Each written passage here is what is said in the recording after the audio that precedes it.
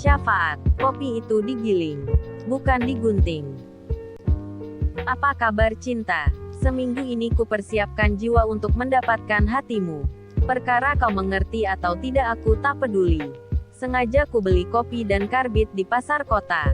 Kau tahu kopi ini kupesan mendadak, agar dapat kopi fresh sangrai yang digiling halus ketika pembeli datang. Aku mengalah dalam antrean penggemar kopi. Aneh mungkin bagi mereka mengapa aku ikut rapi dalam barisan dengan baju pink Fanta. Ekor mata mereka mengawasiku. Ini adalah penggalan cerpen kopi dan karbit karya Nurul Lutfia Rohmah. Sore itu saya diajak ngopi Mbak Iva, kepala desa cantik, kreatif dan energik di salah satu desa di Kabupaten Banyuwangi. Kita ngopi bukan di kedai kopi biasa, tetapi di sebuah kedai kopi yang luar biasa. Dan menurut saya kedai dengan nama Kopi Lego inilah yang benar-benar kedai kopi, karena benar-benar berada di kebun kopi. Setidaknya saya benar-benar yakin bahwa kopi yang disuguhkan merupakan kopi asli yang nyaris tanpa campuran. Tak seperti zaman saya kecil dulu di mana ketika orang desa mengsangrai kopi akan dicampur dengan banyak beras maupun jagung. Itu pun kopinya tidak diketahui jenisnya. Yang penting kopi. Saya biasa minum kopi di kantin Budian yang berada di belakang kantor di waktu istirahat. Seringkali diskusi kecil kita lakukan sambil menikmati kopi sachet yang menurut iklan, dibuat dari biji kopi pilihan. Beberapa ide dan gagasan muncul sambil menikmati kopi yang sudah dikemas bersama gula dalam satu sachet. Harganya relatif sangat murah dan nyaris tanpa ampas. Berbeda dengan kopi di kedai kopi di tengah kebun kopi yang kita nikmati siang itu. Kopi disajikan tanpa ditambahkan gula dan ada ampasnya alias CT. Meskipun juga disediakan gula. Namun menurut pemilik kedai kopi, akan lebih nikmat meski tanpa dicampur dengan gula. Saya mencoba menjadi pecinta kopi dengan cara menikmati kopi tanpa gula. Begitu juga dengan Mbak Iva yang juga ngopi di depanku. Pada awalnya kopi terasa pahit, namun lama-kelamaan kopi tersebut akan terasa nikmat. Dan saya yakin ini bukan karena saya berada di depan perempuan cantik dan manis yang juga sedang menikmati kopi. Seperti halnya orang mancanegara yang sebagian besar juga menikmati kopi tanpa ditambah dengan gula. Kita akan benar-benar menikmati kopi ketika kopi tersebut tidak ditambahkan gula. Beberapa variasi dilakukan untuk menikmati secangkir kopi. Ada yang menikmati kopi murni tanpa campuran apapun selain air. Ada juga yang ditambah dengan gula, baik gula putih maupun gula merah, maupun dicampur dengan susu atau krim. Begitu juga dengan jenis kopi yang dihidangkan.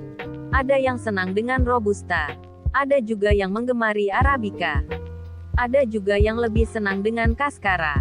Minuman yang terbuat dari kulit kopi yang ketika diseduh rasanya menyerupai teh, meskipun dibuat dari kulit kopi. Namun Cascara tidak mengandung kafein sebagaimana kopi. Ternyata kulit tidak mesti identik dengan isi.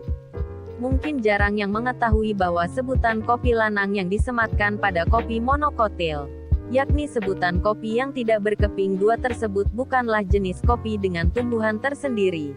Namun kopi dengan pohon yang sama dengan kopi berbelah pada umumnya.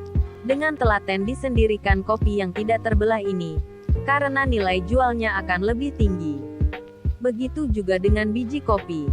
Para petani kopi saat ini sudah mulai menjual kopi dalam bentuk olahan. Mereka memilah dan memproses biji kopi menjadi kopi siap saji dengan beberapa kualitas yang berbeda dengan cara disortir sesuai dengan kelasnya. Di kedai kopi di tengah kebun kopi yang ada di beberapa wilayah di Kabupaten Banyuwangi. Selain kita dapat menikmati berbagai jenis dan varian kopi, kita juga dapat mengetahui proses produksi kopi, cara pemilahan hingga pembuatan minuman kopi dengan takaran yang pas. Beberapa jenis minuman kopi juga dikembangkan oleh petani kopi. Selain pemanfaatan kulit kopi yang dijadikan minuman, biasa disebut Cascara, juga wine coffee, yakni kopi yang diproses melalui fermentasi yang pada akhirnya akan mengeluarkan kopi dengan aroma wine tanpa alkohol.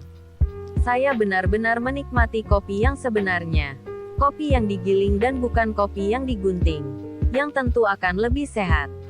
Kopi dari biji kopi pilihan yang menurut petani dipilih dari biji kopi terbaik yang dimiliki. Secangkir kopi yang merangsang dengan aroma harum dan serasa manis meski kita minum tidak ditemani perempuan dengan wajah manis, yang tentunya lebih terjamin keaslian kopinya. Kopi yang di mancanegara dibeli dengan harga yang tidak murah. Sebuah tanaman yang dengan mudah tumbuh di Indonesia, yang seharusnya dapat mensejahterakan para petaninya. Mungkin para petani kopi berhayal bahwa kopi mereka dapat menguasai pangsa pasar di wilayahnya sendiri. Meskipun saat ini penikmat kopi masih lebih banyak menikmati kopi yang digunting sebelum masuk cangkir daripada kopi yang digiling. Setidaknya minuman yang sebenarnya berkelas ini dinikmati oleh para pejabat dari kopi murni yang diproduksi oleh para petani. Disangrai sendiri oleh masyarakat dengan doa dan kesabaran untuk mencukupi kebutuhan hidupnya. Bukankah kita minum kopi juga dengan penuh kesabaran? Secangkir kopi bisa kita nikmati berjam-jam sambil mengesah inspirasi. Tidak seperti minum es cendol yang satu mangkok penuh bisa nyaris tanpa sisa dalam hitungan menit. Sebagaimana yang disampaikan Mbak Iva sebagai kepala desa di wilayah yang sebagian besar wilayahnya merupakan kebun kopi.